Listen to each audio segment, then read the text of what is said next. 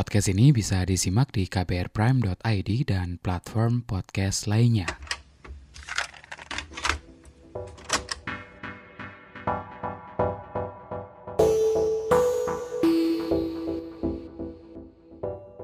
Apa kabar?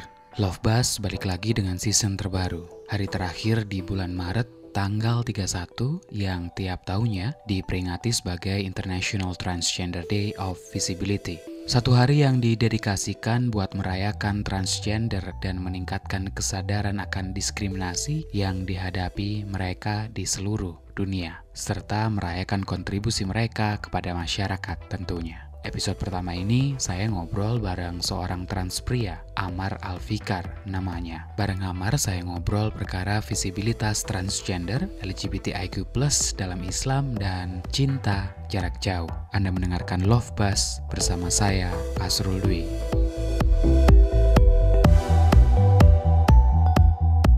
Love Buzz, membicarakan perkara yang tidak dibicarakan ketika berbicara perkara cinta.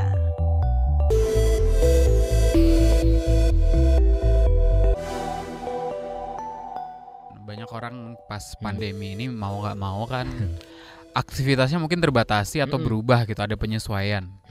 Kalau Amar sendiri kayak gimana? Ya sama lah, semuanya sekarang pekerjaannya harus online gitu ya.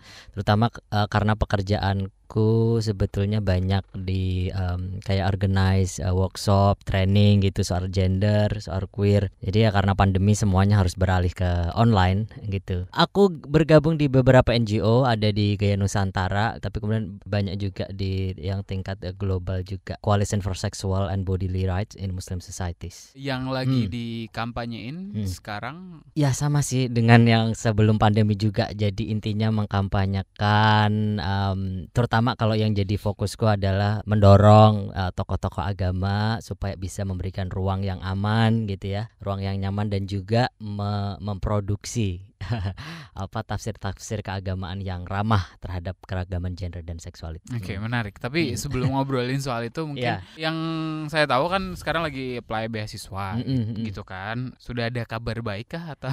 Baru aja awal bulan ini, berapa minggu yang lalu itulah, baru interview sih. Untuk hasilnya nanti kayaknya kalau nggak akhir Mei, Juni gitu ya. Jadi masih tahap deg-degan. Gitu. Semoga dapat kabar baik. Amin, gitu. amin. Berkah ya. pandemi. Bener. Semua ada berkahnya. Tapi kan ini bukan proses pertama kan, dulu sempat apply beasiswa yang lainnya juga dan punya pengalaman yang kurang mengenakan gitu ya. Boleh banget. Cerita soal itu nggak? Mungkin tanpa menyebutkan brandnya. Iya benar. Jadi habis lulus itu mencoba ini ya, sempat apply salah satu beasiswa punya pemerintah.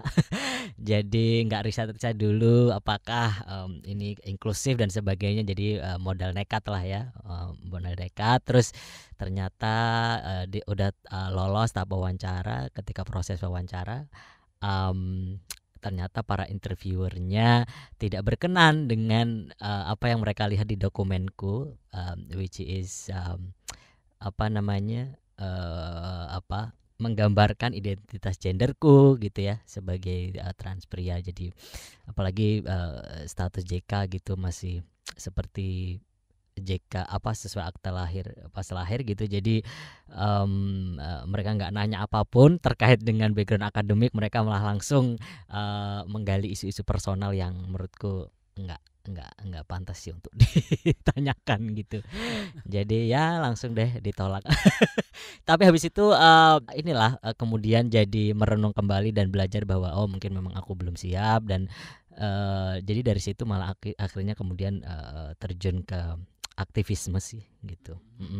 Itu tahun berapa ya? 4 tahun lalu mungkin ya. Ya pokoknya 4 tahun lalu lah kira-kira. Jadi materi wawancaranya yang dipentingin soal apa yang tertulis di KTP gitu ya, daripada prestasi akademik. Bahkan malah nanya-nanya, loh kamu apa ini kok JK-nya kok perempuan, wujudnya kok laki-laki ya. Terus ya mau gak mau aku harus jujur gitu ya, saya transgender bu gitu.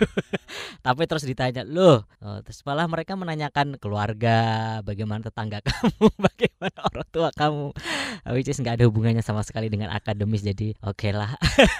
Iya. Ngapain tetangga ada Iya. urusan ya gitu. Iya. Tadi sempat disebutkan identitas gender Amar apa gitu. How do you identify yourself? Identify myself as a trans man, tapi kalau konteks Indonesia aku selalu ngomong dan mencoba membumikan istilah trans pria gitu supaya orang lebih banyak orang lebih mulai ya familiar dengan istilah itu, karena aku pikir penting ya untuk melokalkan istilah-istilah ragam gender ke dalam bahasa lokal gitu. Jadi trans pria atau transgender pria gitulah. Karena apalagi kalau kita melihat misalnya istilah waria gitu ya, yang sebetulnya kepanjangan dari wanita pria, itu sebenarnya sekarang sudah mulai banyak ditentang gitu sama teman-teman transpuan atau transgender perempuan, karena mereka lebih nyaman disebut transgender perempuan, karena kalau waria itu kan berarti masih ada ambiguitas di situ gitu ya. Jadi ya term itu menjadi sangat penting untuk dikampanyekan terus, disampaikan terus gitu sih. Kalau kita ngomongin soal visibilitas gitu ya, dibandingkan teman-teman transpuan, trans pria agaknya masih kurang gitu ya. Orang malah justru kurang familiar gitu nggak sih? Iya, benar banget. Dan sebetulnya nggak hanya di Indonesia ya. Kalau kita lihat peta sebetulnya di tingkat global itu memang solidaritas transman atau trans pria itu memang boleh dikatakan lebih rendah daripada transpuan, karena transpuan memang mereka selalu garda terdepan mungkin istilahnya begitu ya dalam gerakan queer atau gerakan keragam gender dan seksualitas ini. Jadi memang di Indonesia ya nggak jauh beda sebetulnya kalau kita ngomongin isu di tingkat global. Memang trans pria boleh dikatakan lebih lebih rendah visibilitasnya, lebih rendah keterlibatannya di dalam pergerakan gitu. Mungkin salah satunya adalah karena faktor patriarki juga ya, bahwa ketika seseorang katakanlah dalam tanda kutip memutuskan untuk bertransisi menjadi pria, maka kayak dituntut oleh society untuk kalau kamu pria ya kamu harus maco dan sebagainya. Kalau nggak maco berarti kamu nggak bisa dong menyebut dirimu pria misalnya. Itu kan sebetulnya beban-beban patriarki yang beririsan dengan keengganan ya teman-teman trans pria untuk mau terlibat dalam gerakan gitu sih. Kalau menurutku sih begitu ya. Itu menarik soal patriarki dan tuntutan jadi laki-laki gitu ya, yang iya, bener. ada ide-ide atau nilai-nilai sosial gitu kan yang ngikut gitu ya, sama halnya ketika jadi perempuan gitu. Tapi kalau Amar sendiri ngelihat atau menilai ya, maskulinitas itu kayak gimana sih sebenarnya gitu? Maskulinitas itu menurutku adalah hak berekspresi ya. Maksudnya setiap orang itu siapapun ya, entah dia mau perempuan, mau laki-laki atau non biner atau transgender sekalipun, ya maskulinitas itu ya salah satu ekspresi gender, dan setiap orang apapun identitasnya berhak kok untuk memilih berekspresi maskulin atau feminin. Jadi menurutku nggak perlu juga misalnya kalau trans pria nggak harus maskulin, tapi ketika seseorang memang dia lebih nyaman menjadi maskulin ya why not gitu. Tapi yang penting adalah tidak kemudian merendahkan yang tidak maskulin, kira-kira gitu. Jadi konsep maskulin dan feminin itu harusnya ya diletakkan dalam konsep yang ya udah kebebasan orang aja gitu, nggak perlu sambil ngerendahin yang dia nggak maskulin gitu. Nonton ini gak sih RuPaul Drag Race gak Yes, sih? Kan di season yang baru ini kan ada trans pria yang kemudian dia jadi drag queen kan. Itu ide-ide mengenai jadi laki-laki itu kayak gimana, itu kayaknya di challenge gitu ya sama dia gitu ya. Kalau di kita sendiri di Indonesia sendiri kayak gimana kemudian teman-teman trans pria menempatkan diri ya di dalam masyarakat? Banyakkah yang kemudian merasa dapat tuntutan sosial gitu ya untuk berlaku super maskulin atau hyper maskulin gitu sih? Aku nggak tahu jumlahnya berapa, tetapi mostly ya kebanyakan yang aku kenal terutama teman-teman trans pria yang katakanlah invisible ya, karena banyak teman-teman trans pria yang ya itu tadi karena tuntutan patriarki dan society yang misogyn dan sebagainya, mereka memilih ya untuk ya udahlah daripada dibully lebih banyak, ya udahlah mending jadi orang yang sesuai dalam tanda kutip gitu tuntutan society gitu. Jadi ya memang mayoritas teman-teman trans pria ini masih ketakutan dan masih harus mau nggak mau. Sebetulnya itu juga bukan hal yang keliru, karena bagaimanapun kan society kita masih sangat fobik gitu ya terhadap transgender gitu. Jadi ya jarang sih aku ngelihat ya bagaimana teman-teman trans pria punya kebebasan untuk ya itu tadi. Oke, gue trans pria tapi tetap feminin misalnya. Nggak banyak tapi ada gitu. Beberapa temen yang aku kenal terutama yang di gerakan yang mereka sudah sangat paham Islam, isu identitas gender, ekspresi gender, orientasi seksual, mereka sudah udah paham banget dan nggak apa ya, nggak khawatir untuk terjebak dalam harus maskulin, kira-kira gitu. Melela kalau Amar dari kapan? Tahun lalu? Sebetulnya kalau melela di kehidupanku yang sesungguhnya, Sesungguhnya. berarti ada yang gaib ya. Nggak, maksudnya melela di lingkungan keluarga, di lingkungan tetangga itu udah sebelum lulus ya, berarti 5 atau 6 tahun yang lalu itu sebenarnya sudah melela. Dan ya gimana nggak melela kalau langsung kelihatan, maksudnya dari yang berjilbab kemudian tidak berjilbab dan kemudian berpeci, itu artinya semua orang di keluarga, di lingkungan mereka tahu gitu. Dan itu udah aku lakukan 5-6 tahun lalu. Cuma melela secara sosmed kira-kira gitu ya, memang baru tahun lalu ketika pandemi. Dan itu sebenarnya didorong karena pandemi ini kan banyak sekali kasus-kasus pelecehan ya, terutama teman-teman perempuan atau minoritas itu angkanya semakin meledak, dan aku termasuk salah satu gitu yang harus mengalami itu gitu, karena di rumah terus, dan kemudian ada sebenarnya saudara jauh banget gitu ya, tiba-tiba datang dan melakukan pelecehan. Dan jadi tahun lalu kemudian aku memutuskan untuk raising donation gitu ya, buat top surgery, dan juga sekaligus sebetulnya raising the issue of abuse itu terhadap kawan-kawan minoritas gender gitu sih. Kita ngomongin soal keluarga dulu kali ya. Tinggal di pesantren bukan sih? Pesantren. Nah, pesantren banget. Pergulatannya kayak gimana gitu? Pergulatannya yang jelas satu kata, dahsyat. Jadi bayangkan, sebenarnya ini menarik. Aku jadi ingat ya, ibuku dulu ketika aku kemudian melela kepada beliau, kemudian kami berproses, ibuku selalu tanya, apa sih rasanya jadi kamu gitu. Dan aku selalu menanyakan balik kepada ibuku, ibu bisa nggak membayangkan, misalnya ibu ini kan perempuan nih ya kan, ibu tidur terus tiba-tiba bangun dalam tubuh laki-laki, kira-kira perasaan ibu gimana? Itu salah satu diskusi yang pernah aku lakukan dengan ibuku. Dan ya beliau menjawab, ya rasanya nggak enak lah, pasti apa gini stresnya. Itu yang kurasakan Bu gitu. Jadi begitu, apalagi dengan kotak segregasi yang cukup ketat dalam pesantren gitu ya, yang harus dalam tanda kutip harus banget kamu tinggal di bilik pesantren, tinggal sebagai santriwati gitu, harus berjilbab sebagai santriwati, dan berinteraksi, kamu harus berinteraksi sebagai perempuan dengan sesama perempuan misalnya gitu. Jadi ya pergulatannya cukup dahsyat. Iya, tapi aku beruntung bahwa aku tinggal dan dibesarkan di lingkungan pesantren di mana tafsir itu sangat diletakkan dalam konsep yang multi alias beragam. Pesantren itu kan macam-macam ya, tidak tunggal. Ada pesantren yang fokusnya pada kitab kuning atau kajian-kajian gitu. Ada yang fokusnya pada menghafal Quran gitu. Nah, di pesantrenku dan di pesantren lingkungan sekitarku, kami dididik untuk melihat suatu hukum atau suatu persoalan itu dengan kacamata atau landscape fikih gitu, kira-kira Islam jurisprudensi yang sangat luas. Jadi misalnya nih, setiap minggu itu di pesantren kami itu biasanya ada basul masail, jadi semacam simulasi gitu ya. Jadi misalnya kita ngomongin apa sih hukum pakai Facebook misalnya gitu, dan itu santri dituntut untuk punya pendapat yang berbeda dan punya rujukan yang berbeda juga. Artinya ada keragaman tafsir di situ yang diakui dan diberi ruang yang luas. Nah, aku beruntung karena dibesarkan dalam tradisi pesantren yang sangat menghargai keragaman itu. Jadi di situ sebetulnya kemudian aku mempunyai ruang, tidak secara langsung, tapi aku punya landasan bahwa it's okay to be different gitu. It's okay to have different interpretation. Jadi pintu masuk keragaman itu yang kemudian membuatku punya ruang untuk mengeksplor. Jadi apa sih identitas gender itu gitu? Ada nggak sih ruang ragam gender di dalam masyarakat Muslim misalnya? Kemudian ternyata aku menemukan fakta-fakta yang sangat menarik yang intinya mengatakan bahwa Islam itu merangkul, memberi ruang terhadap keragaman gender. Meskipun tidak populer, tetapi ada gitu teks-teks yang berbicara soal itu. Nah, jadi itu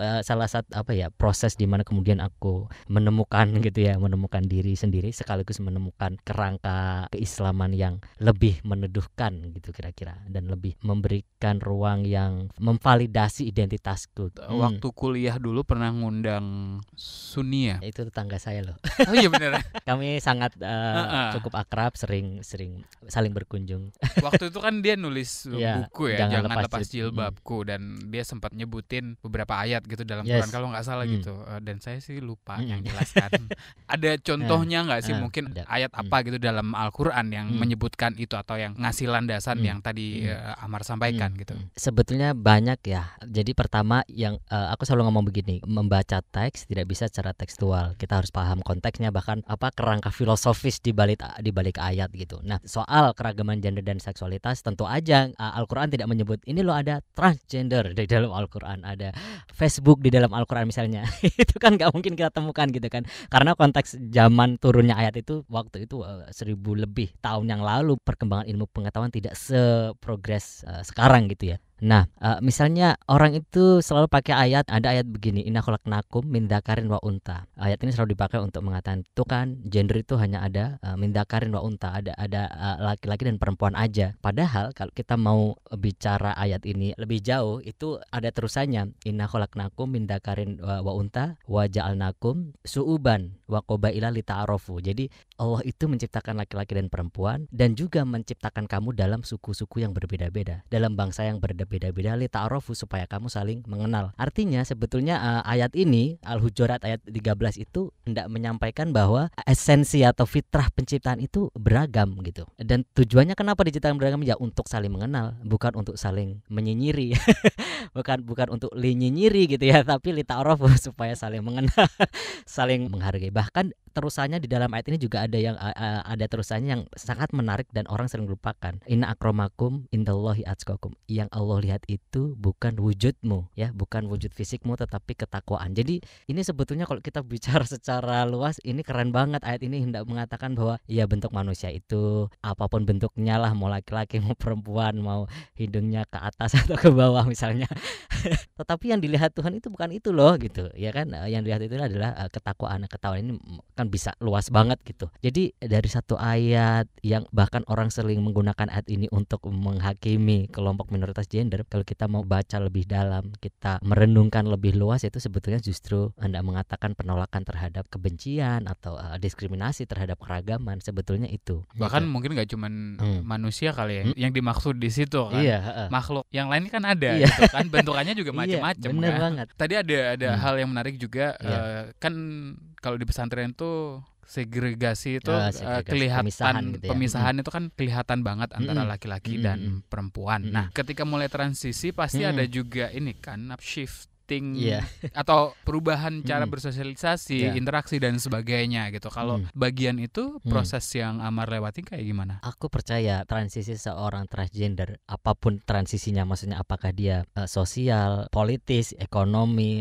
intelektual, bahkan psikologis, termasuk transisi secara spiritual, itu akan berlangsung sampai orang itu mati. Bahkan tidak hanya trans lah, siapapun itu sebetulnya sesungguhnya setiap manusia itu bertransisi gitu. Nah, dalam pengalamanku bahkan sampai sekarang pun aku percaya ini akan terus berlangsung. Pro kontra itu selalu ada gitu. Tetapi ada harapan sebetulnya, karena di tengah penolakan misalnya beberapa kali aku sholat Jumat dan harus diusir gitu ya, karena orang mengenal ya, oh kamu anaknya Pak Kiai ini, kamu kan perempuan, kamu nggak boleh sholat di saf laki-laki misalnya. Itu berapa kali terjadi. Tetapi di tengah penolakan itu aku merasa sebetulnya ada harapan gitu, karena misalnya ada momen di mana ada teman-temanku yang kemudian kami sholat berjamaah bersama dan mereka membiarkanku atau mengizinkanku atau bahkan mendorongku menjadi imam bagi mereka gitu, baik laki-laki maupun perempuan. Itu sedikit pengalaman yang membuatku empower gitu ya, merasa berdaya dan merasa punya harapan bahwa ya proses ini akan terus ada gitu. Tinggal kalau aku lihat ya tinggal setangguh apa sebetulnya aku atau teman-teman yang lain untuk menjalani proses ini gitu. Dan aku percaya bahwa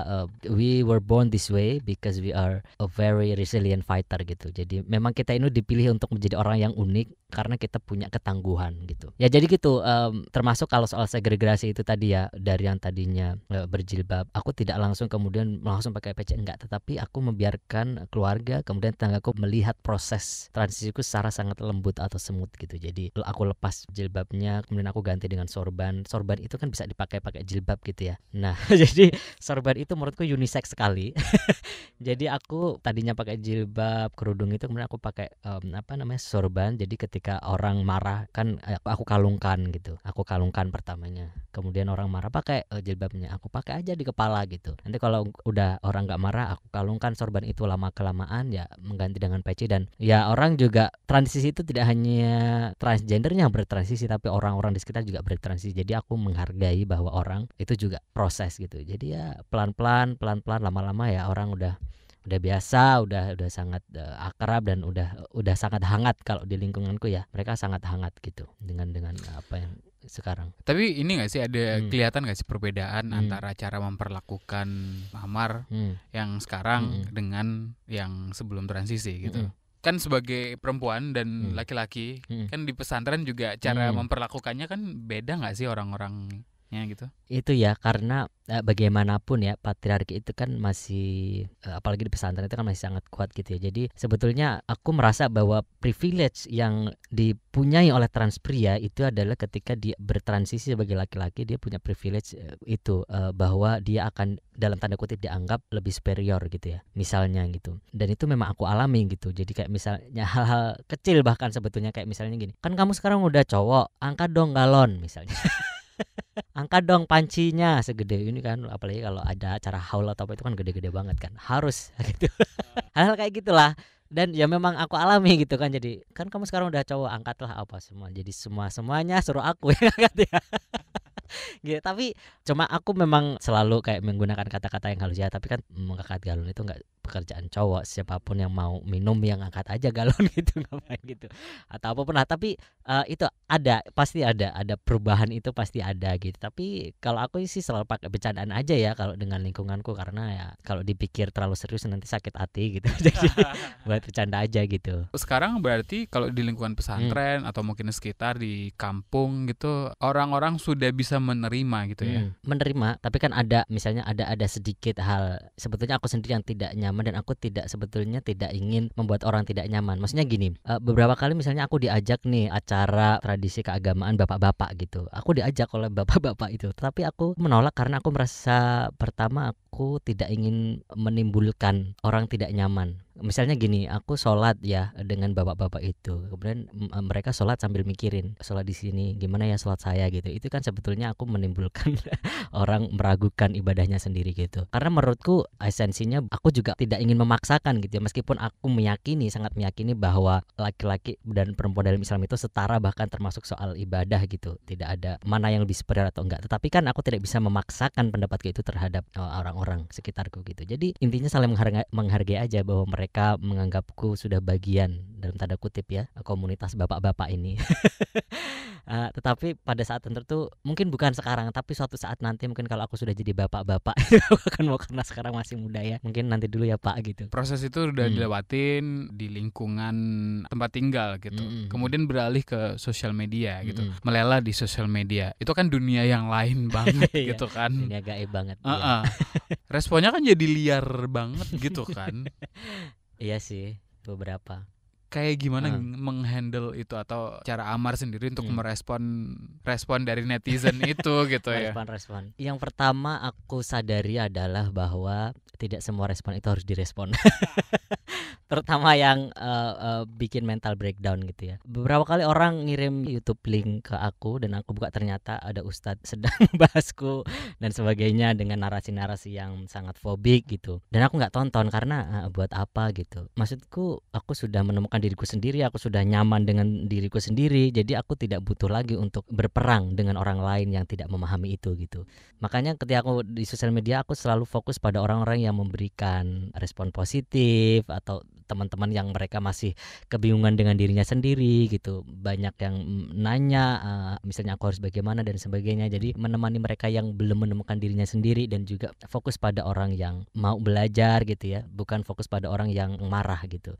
Karena kita tidak akan selesai untuk menanggapi orang yang marah, karena mereka sebetulnya marah dengan dirinya sendiri karena tidak paham gitu, karena tidak memahami landscape keragaman gender ini. Jadi menurutku itu buang-buang energi gitu. Jadi energinya bisa diluapkan ke hal yang lain lah, yang lebih produktif. Argumen banyak orang kan biasanya kalau kemudian mereka menentang soal keragaman gender dan orientasi seks adalah kalau di Islam sih ada yang sering dipakai kan kaum Nabi Lut gitu, dan kalau transgender kan ada soal mengubah tubuh ya, termasuk tato dan sebagainya. Nah, untuk ngejawab argumen yang semacam ini gitu, mungkin ada tafsir lain gak sih soal dua hal ini? Sebelum aku melelah secara sosmed itu ya, secara maya itu aku sudah menulis beberapa artikel dan kemudian dibukukan dalam Bunga Rampai Isei yang ditulis oleh teman-teman aktivis dan juga tokoh-tokoh agama yang ramah ya keragaman gender gitu. Bahkan tahun lalu juga aku mengkompilasi menyusun ya buklet sangat tipis, sangat sederhana soal tafsir progresif Islam dan Kristen terhadap keragaman gender dan seksualitas gitu. Panduan memahami tubuh dan Tuhan. Jadi ya sebetulnya sudah basis argumentasinya sudah ditemukan. Jadi intinya adalah kalau kita bicara soal Islam nih ya, fuqaha atau ahli fikih zaman dulu, zaman klasik itu mereka sudah sangat argumentatif terhadap keragaman ketubuhan orang atau manusia. Jadi kalau dalam Islam itu ahli fikih itu sangat familiar dengan istilah al-khuntha atau yang kita pahami hari ini sebagai interseksual. Jadi orang yang tubuhnya gitu ya, kombinasi antara betina dan jantan. Kemudian ahli fikih juga kenal nih al-mukhannats, itu istilah zaman dulu sekali yang orang fuqaha pakai untuk merujuk kepada orang yang biologisnya tertentu dan tetapi ekspresinya itu the opposite gender gitu ya. Bayangkan ya, 1000 lebih tahun lalu belum ada ilmu psikologi, belum ada ilmu kedokteran untuk melihat kromosom gitu ya. Tetapi fuqaha zaman itu sudah bilang ini loh ada al-mukhannats gitu. Ini loh ada al-khuntha. Itu kan sebetulnya esensinya ingin mengatakan bahwa betapa tubuh manusia itu enggak cuma laki-laki dan perempuan. Ekspresi manusia juga tidak selalu laki-laki harus maskulin atau perempuan pasti feminin gitu. Jadi kalau kita merujuk kepada fakta ini sebetulnya ini sudah tanda besar banget gitu bahwa hukum agama tidak hanya Islam itu seharusnya merujuk kepada perkembangan ilmu pengetahuan, termasuk soal gender, soal orientasi seksual gitu. Jadi kalau masih pakai pengetahuan yang jadul gitu ya, yang outdated, yang kemudian untuk menjustifikasi kekerasan, itu kayaknya sudah jauh dari semangat, menurutku ya, semangat teologi sendiri yang sebetulnya adalah untuk saling beriringan dengan kemanusiaan gitu. Kalau nggak salah aku pernah baca bahkan di lingkungan terdekat Nabi Muhammad gitu ya, bahkan ada al-mukhannats itu ada kalau nggak salah ya, salah satu pengasuh atau apa gitu ya. Jadi ada kitab, jadi ada satu artikel sangat menarik, ini judulnya Waria dalam Islam, sosok bermartabat yang dimuliakan Tuhan. Ini ditulis oleh lulusan Lirboyo, pesantren yang sangat terkemuka di Jawa Timur, namanya Kiai Khairul Anwar. Jadi beliau menulis sangat bagus sekali, beliau merujuk pada kitab-kitab klasik dan beliau menemukan ada kitab Qoblal Islam atau apa itu, di situ disebutkan bahwa sebelum Nabi Muhammad itu sudah ada transpuan atau al-mukhannats. Kemudian ketika Nabi datang, al-mukhannats ini masih ada juga dan bahkan dilibatkan oleh Nabi sebagai pembantu rumah tangga. Bahkan ditempatkan di dalam bilik istri-istrinya Nabi gitu. Artinya si mukhannats ini diperlakukan sebagai perempuan gitu. Nah, tetapi suatu ketika ada al-mukhannats yang setelah keluar dari bilik istri Nabi, dia ngomongin soal tubuh perempuan-perempuan yang ada di rumahnya Nabi dan kemudian tersadar bahwa dia memiliki ketertarikan seksual terhadap perempuan. Maka kemudian turunlah hadis yang mengatakan ala-ana Nabi sallallahu alaihi wasallam al-mukhannats, Nabi melaknat orang yang berperilaku feminin. Jadi sebetulnya hadis yang melaknat, kan ada ya hadis yang mengatakan Nabi melaknat laki-laki yang berperilaku perempuan atau perempuan yang berperilaku laki-laki. Padahal konteksnya hadis ini turun atau asbabul wurud gitu ya istilahnya. Konteks turunnya hadis ini adalah yaitu tadi al-mukhannats yang dia sebetulnya bukan al-mukhannats tetapi berpura-pura gitu kira-kira ya, supaya dia bisa akses masuk ke kamar perempuan, melihat tubuh perempuan, dan itu kan sebetulnya eksploitatif dan pelecehan jatuhnya. Jadi konteks itu sebetulnya sejarahnya al-mukhannats pada masa Nabi. Dan hadis itu juga dipakai buat orang-orang yang kontra terhadap keragaman orientasi seksual juga. Bener kan kalau nggak salah ya. Berarti itu juga debatable gitu ya penggunaan hadis banget. Itu ya. Kalau soal orientasi seksual kalau di dalam Islam kayak gimana, Mas? Sama sih ya, kalau dari pembacaanku sejauh ini ada nih salah satu yang sangat menarik dan baru aku pelajari di dalam buku tafsir kontekstual Islam yang ditulis oleh Ustadz Arif Nuh Safri, salah satu pengasuh di pesantren Waria Yogyakarta. Jadi beliau menemukan ada hadis yang mengatakan begini, kalau ada orang yang mengolok-olok orang lain sebagai hai Luti atau hai kaum Lut atau hai al-mukhonat atau hai transpuan gitu kira-kira, maka hukumlah orang yang mengolok-olok itu. Ini menarik banget hadis ini dan tidak pernah dibuka gitu, tidak pernah dipakai. Padahal hadis ini bagus banget untuk mengatakan kalau kamu mengolok-olok orang gitu ya dengan tudingan kaum Nabi Lut, berarti sebenarnya dia sendiri yang mengolok-olok yang sebetulnya boleh dikatakan dalam tanda kutip berdosa gitu karena dia mencaci maki orang lain kira-kira gitu ya. Itu menarik banget. Dan tidak banyak orang yang mau belajar soal itu ya. Kemudian saya jadi bertanya, kayaknya jadi terkesan bahwa ada kesengajaan untuk mengeliminasi hadis bahkan atau pembacaan-pembacaan yang berbeda. Itu kenapa gitu? Jawabannya ini sama dengan kenapa banyak hadis atau tafsir yang merendahkan perempuan. Kan banyak banget tuh hadis yang bahkan sampai bilang bahkan meskipun seorang perempuan itu sujud di kakinya laki-laki, tetapi ludah laki-laki lebih mulia daripada si perempuan, atau ya hadis-hadis misoginis yang sangat-sangat merendahkan itu kan sebetulnya juga sama ya konteksnya ya, bahwa situasi politik kemudian perebutan wacana gitu ya, perebutan wacana. Bayangkan aja kita kalau misalnya aku kalau melihatnya begini, misalnya ada orang ngerumpi gitu ya, si A itu begini gitu, kemudian aku sampaikan nih ke Mas Asrul, terus Mas Asrul ngomong sama si C udah beda lagi kan, ditambah-tambahi dikurang-kurangi. Bayangkan itu terjadi untuk dalam waktu 1000 tahun lebih gitu kan. Itu jadi banyak kan narasi-narasi hadis atau tafsir-tafsir yang sudah ditambahin, dikurangin, dan akhirnya dijadikan alat untuk menjustifikasi kekerasan gitu atau diskriminasi. Jadi intinya pegangannya kalau aku sederhananya adalah apapun tafsir, apapun teksnya itu ditujukan harus untuk keadilan dan kemanusiaan. Tapi kalau ada orang kemudian menggunakannya untuk kebalikannya, untuk menindas, untuk merendahkan, itu berarti dia sudah keluar dari esensi agama itu sendiri. Kalau aku melihatnya berpegangnya itu sih. Indonesia kan sebelum Islam masuk kan mengakui ragam gender dan orientasi seksual itu ya. Iya. Tapi di sisi lain pas masuk Islam kan sangat cair sebenarnya kan, ada asimilasi atau percampuran gitu antara budaya lokal. Tapi yang semacam itu kenapa nggak juga diadopsi gitu ke dalam Islam gitu? Banyak teori sebetulnya. Kalau kita baca jurnal-jurnal itu ada yang mengatakan begini. Jadi negara-negara yang pernah dijajah oleh Eropa itu biasanya adalah negara-negara yang hari ini sangat queerphobic terhadap transgender atau homofobia. Itu ada teori yang mengatakan itu, dan itu bahkan ada risetnya. Dan menurutku menarik untuk melihat bahwa selama ini yang kita tuding sebagai produk barat gitu ya, wah menjadi gay itu produk barat, itu malah justru plot twist gitu ya. Ternyata kebalikannya, yang penjajah atau kolonial tinggalkan kepada negara-negara yang dijajah termasuk Indonesia itu sebetulnya adalah produk-produk yang homofobik itu tadi, yang menolak keragaman termasuk gender dan orientasi seksual gitu. Kalau kita baca ya banyak jurnal itu begitu. Tetapi kalau kita melihat juga perkembangan ekstremisme agama itu juga menurutku berperan penting juga ya. Kenapa kemudian misalnya 5 gender di Sulawesi itu sekarang semakin terkikis karena adanya penolakan terhadap kelompok-kelompok ekstrim gitu. Jadi ya menurutku semua faktor apapun itu berpengaruh terhadap kenapa sekarang orang menjadi sangat menolak gitu ragam gender, padahal ini sudah ada dalam kebudayaan dan tradisi spiritualitas di dunia gitu. Tadi ngasih contoh di Sulawesi gitu ya. Tapi kalau di Jawa gimana? Jawa ada ya warok ngemblak misalnya di Ponorogo dan sebagainya kayak gitu. Bahkan kalau istilah-istilah Jawa tuh ada misalnya, sama sekarang saya sering dipanggil wandu gitu ya, wandu.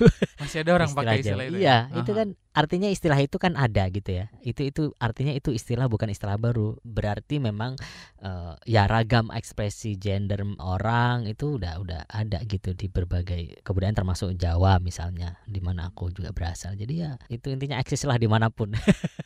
Tadi kita ngomongin soal banyak keragaman gender dan juga pandangan Islam soal keragaman gender dan orientasi seksual gitu. Sebenarnya kan Islam dibilang sebagai ajaran kasih atau cinta kasih gitulah ya. Islam sendiri kalau kemudian ya kita hubungkan dengan tadi soal keragaman gender dan juga orientasi seksual gitu, memandang cinta di antara teman-teman yang gender minoritas dan orientasi seksual minoritas kayak gimana sih? Menarik ya kalau kita baca sejarah masyarakat muslim terutama di era-era Ottoman Empire ya atau Turki Utsmani misalnya. Itu kita akan baca betapa homoerotisme gitu ya atau romance same sex gitu ya, teman-teman yang gay ini hal yang sangat dirayakan gitu di dalam kitab-kitab klasik. Bahkan misalnya Abu Nawas gitu ya.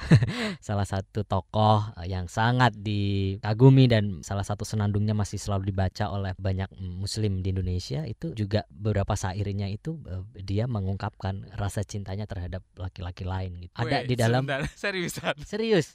Oke. Baru tahu ya. Gimana tuh? Nih nanti baca buku kalau yang Indonesia ya, sebenarnya kalau yang versi Inggris itu sudah banyak banget. Buku yang versi Indonesia ada judulnya Fikih Seksualitas ya. Itu diterbitkan oleh PKBI Perkumpulan Keluarga Berencana Indonesia gitu ya. Itu tahun berapa 2000-an 7 atau pokoknya udah lama lah buku itu sebetulnya. Nah, di dalam buku Fikih Seksualitas ini Kiai Husain Muhammad ya. Buya Husain Muhammad ini bukan tokoh main-main. Beliau ahli tafsir Quran, ahli hadis dan sebagainya pokoknya. Dan beliau menulis salah satu puisi Abu Nawas yang Abu Nawas tujukan kepada laki-laki bernama Muha gitu. Jadi dalam kitab Tarikh Al-Khulafa gitu ya, sejarah para khalifah, itu Abu Nawas menuliskan puisi cintanya untuk laki-laki yang dia kagumi, yang dia cintai. Bahkan di situ dia bilang gini, aku memang tidak suka dengan sinden-sinden perempuan gitu, karena aku lebih suka dengan si Muha ini gitu. Jadi meskipun kamu mencaciku sampai mati, aku akan mencintai Muha sampai mati. Jadi ini powerful banget puisinya. Tapi nggak banyak orang yang tahu gitu. Tapi itu baca deh buku Fikih Seksualitas. Aku ada kompilasi sih di Google Drive, itu aku berikan akses ke publik dan termasuk salah satunya buku itu yang bahkan ada teks Arabnya juga yang Kiai Husain tuliskan di dalam buku itu. Itu salah satu loh di antara begitu banyak syair-syair homoerotisme yang ada gitu ya di sejarah masyarakat muslim zaman dulu. Itu secara tekstual ada gitu. Tapi kemudian penerimaannya kayak gimana tapinya? Islam menerima itu nggak sih sebenarnya gitu ya? Kan antara kultur dan agama nih agaknya beda gitulah ya orang ngelihatnya. Aku selalu bilang rokok itu halal atau haram. Jawabannya ada yang bilang halal, ada yang bilang haram. Jadi makruh.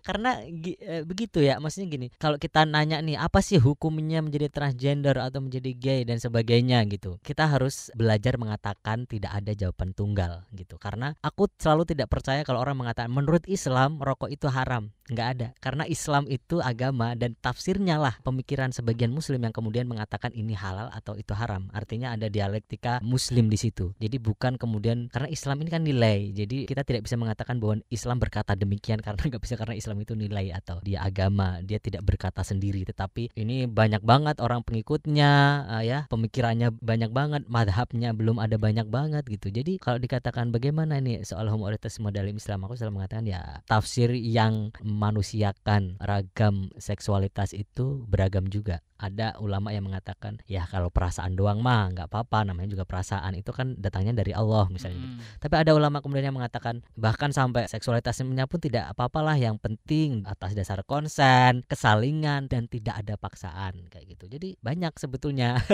pendapatnya, tinggal ikuti keyakinan yang mana. Kalau aku gitu, tidak kemudian aku selalu mengatakan atau memaksakan ya bahwa hanya ini yang benar, enggak, tapi kembali lagi kepada tafsir mana yang ingin setiap orang itu yakini gitu. Balik lagi ke pasal pertama tadi soal keragaman, itu termasuk juga penafsiran gitu ya. Bener banget. Kita ngomongin soal cinta gitu ya. Aku tadi sempat lihat di Twitter gitu kan. Stalking ya. Iya, lumayan gitu, agak creepy gimana gitu ya. Aduh. Pekerjaan sebenarnya. Iya. Ada bagi lirik lagunya Nancy Ajram gitu kan. Sedang jatuh cinta gitu maksudnya. Enggak sih, aku setiap hari jatuh cinta dengan diriku sendiri. Jadi narsis banget. Enggak, maksudnya aku selalu menemukan cinta dimanapun. Cinta itu universal banget gitu. Itu bisa bermakna cinta terhadap orang tua atau apapun gitu. Cuma memang aku seneng banget dengan lagu-lagu Arab gitu ya sejak SMA gitu. Jadi menurutku Arab itu juga apa ya, kultur Arab bahasanya aja rumit banget gitu, tapi indah gitu kalau kita baca lagu-lagu Arab itu, terutama Nancy Ajram itu dia salah satu penyanyi favorit gitu. Jadi suka aja gitu kemudian mendengar lagu yang versi Arabnya, kemudian maknanya apa, dan kemudian aku kadang punya hobi yang suka mengindonesiakan lagu-lagu Arab gitu ya, tapi kemudian aku gubah dengan diksi-diksi yang kayak puitis kayak gitu-gitulah ya, maklum ya lulusan sastra Indonesia. Saya juga loh sebenarnya sastra gitu. Indonesia. Iya ya kan, jadi biar jiwa kesastra Indonesianya nggak terlupakan gitu. Jadi salah satunya dengan itu. Cuman pas kelas bahasa Arab Melarikan diri ya. anaknya suka duduk di belakang Oh, gitu, biar gitu bisa ya. tidur.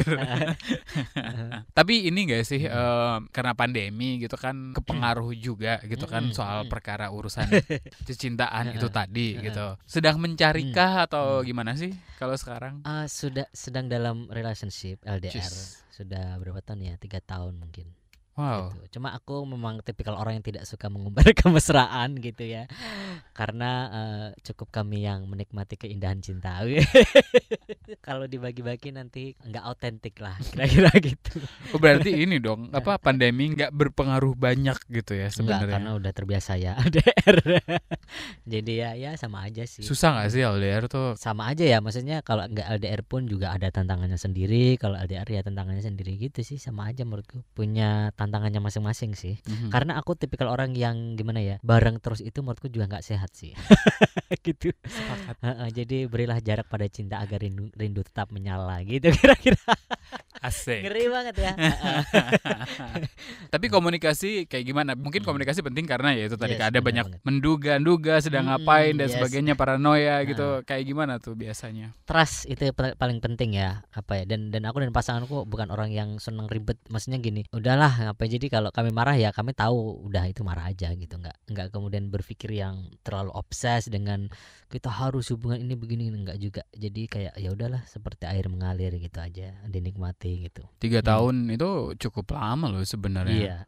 Melepas rindunya kayak gimana? Cukup dengan video call dan voice call. Ya kalau nggak pandemi jelas lah kita kami pasti ngedate gitu. Tapi kalau pas pandemi ya memang karena memang dia lagi di luar negeri juga, jadi sudahlah ya, nikmati takdir dan nasib ini. Ketemunya waktu itu gimana? Ketemunya jadi sebetulnya dia itu teman SMA aku gitu ya. Dulu kami satu pesantren. Tapi dulu waktu kami satu pesantren nggak ada apapun gitu, bahkan biasa aja, biasa banget gitu, nggak ada apa. Cuma nggak tahu, kayaknya setelah aku transisi kemudian kayaknya charmingnya kemudian keluar dan kayak attract. Pede banget ya. Jadi ya itulah kemudian bermula dari kepo-kepo jadi curhat-curhat, dan ya oke lah, mari kita lakukan hubungan ini. Gitu. Berarti dia punya kesadaran kan kalau Amar trans pria gitu ya. Iya banget. Oke. Karena 3 tahun kan, maksudnya 3 tahun dulu SMA bareng, dan itu kan di pesantren jadi tahu banget gitu. Sebagai trans pria artinya hetero kan berarti ya? Kalau soal orientasi seksual aku termasuk yang nggak terlalu meributkan apakah aku ini hetero atau apa atau bi atau apapun. I don't care about the label kalau soal orientasi seksual ya. Yang penting kalau aku punya perasaan terhadap seseorang dan aku tahu ini perasaan romance, ya udah I will go for it. Intinya kalau soal teorinya nih. Jadi teorinya kalau orang itu mendefinisikan dirinya sebagai transgender, misalnya trans pria dan dia tertarik dengan perempuan, maka secara teori dia hetero gitu. Meskipun faktanya di lapangan banyak kok teman-teman transpuan ya yang mereka attracted to women dan kemudian mereka menyebut I'm a lesbian gitu, atau trans pria yang attract dengan laki-laki dan mereka menyebut mereka gay gitu. Ya secara teori ya itu. Jadi ketika transgender ini attract terhadap orang lain, maka yang kita lihat bukanlah biologisnya tapi identitas gendernya. Jadi kan banyak orang salah paham, kayak misalnya kalau trans pria kalau sama cowok berarti hetero, kalau sama cewek berarti lesbian misalnya. Banyak yang masih suka salah paham gitu, padahal teorinya secara teori nggak begitu. Ya tetap yang dilihat adalah identitas gender dia. Tapi setelah 3 tahun gitu, kalau pandemi kelar, masih mau sekolah juga ya. Tadinya mau nanya 3 tahun biasanya kalau orang Jawa udah sampai disuruh nikah aduh itu pasti kan. Iya. Kebetulan kami orang yang sangat santuy, maksudnya kami mah nggak peduli dengan society mau nuntut kami kayak gimana, nggak peduli karena hidup udah semerdeka ini ngapain ya ngikutin tuntutan orang lain gitu. Jadi mengikuti kata hati aja yang bikin nyaman, bikin bahagia, bikin merdeka gitu sih. Tapi ada ini nggak sih mungkin cita-cita buat nanti menikah Cita jadi dokter. Aku cita-citanya adalah pokoknya hidup dengan orang yang menyayangi, menerima apa adanya, dan kami tinggal bareng dengan prinsip kesalingan. Pokoknya gitu. Itu impianku ya dalam soal relationship. Entah apakah di Indonesia atau di luar negeri itu urusan belakangan gitu. Itu cita-cita ke depan yang long term goalnya gitu. Tapi untuk saat ini prioritasku adalah studi sih sebetulnya gitu. Jadi relationship itu mungkin nomor kesekian ya buatku ya saat ini gitu. Apa makna atau arti cinta buat Amar? Wah, ngeri banget nih pertanyaannya. Arti cinta. Cinta itu adalah anugerah Tuhan yang paling indah, paling dahsyat. Karena cinta itu menuntun, ya, bukan menuntut ya. Kalau menuntut itu kayaknya kita masih terpenjara dalam cinta. Tapi cinta itu harus menuntun, bukan menuntut. Jadi menuntun kita untuk merdeka, itu yang paling penting ya. Untuk menjadi diri kita sendiri gitu. Dan menemukan kebahagiaan tidak dibatasi kebahagiaan hanya dengan pasangan, tapi artinya cinta yang memberikan kita ruang untuk terbang. Terbang itu bisa macam-macam ya, sexuality, mentally, tapi juga academically bisa juga, atau spiritually. Jadi macam-macam. Tapi intinya adalah cinta itu memerdekakan. Gitu. Kalau kamu punya saran, komentar, atau ingin berbagi cerita, boleh banget. Email ke podcast@kbrprime.id dan tulis Love Buzz untuk subjek emailnya. Satu hal yang menurut saya cukup menarik dan perlu untuk saya highlight, Islam ternyata mengakui dan menerima keberagaman, gak sekadar suku, bangsa, dan jenis kelamin, tapi juga ada ruang untuk ragam gender dan tafsir terhadap ajaran agama itu sendiri. Tapi apapun tafsir, apapun teksnya, itu harusnya ditujukan untuk keadilan dan kemanusiaan. Sementara kalau sebaliknya digunakan buat menindas, merendahkan, atau mendiskriminasi, artinya sudah keluar dari esensi beragama itu sendiri.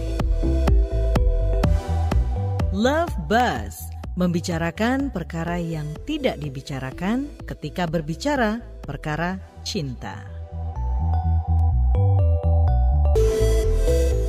Kunjungi kbrprime.id untuk menyimak beragam podcast lainnya dari KBR.